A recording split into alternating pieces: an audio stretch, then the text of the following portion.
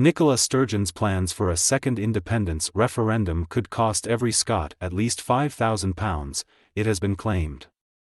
Analysis of Scottish Government Expenditure and Revenue Scotland (GERS) figures by Scottish Labour saw separation from the UK could hit Scots hard as the SNP renew their push for separation at their party conference this weekend.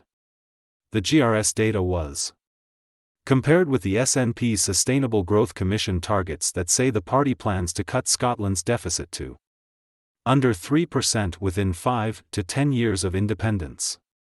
But with 2020-21 GERS data showing Scotland's deficit currently sitting at 22.4% and expenditure per person currently £18,144, this would mean a cut of £5,758 in public spending for every Scot.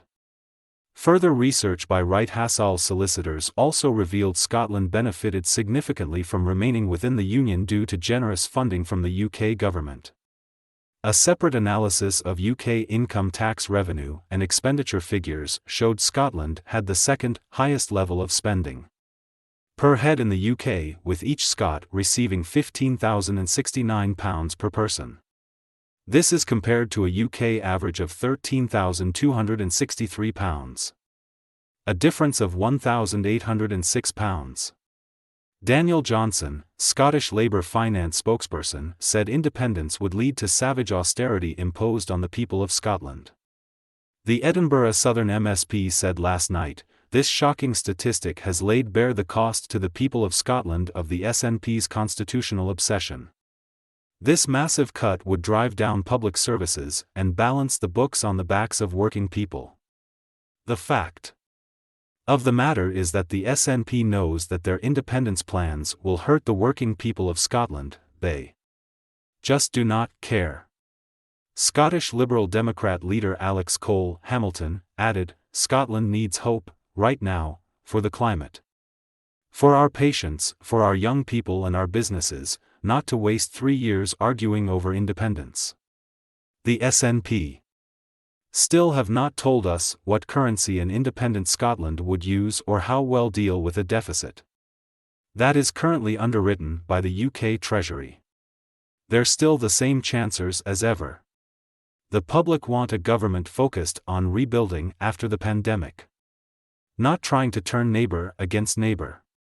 A Scottish Conservative spokesperson said, the price of independence would be devastating cuts to our public services or hammering hard, working Scots with tax rises.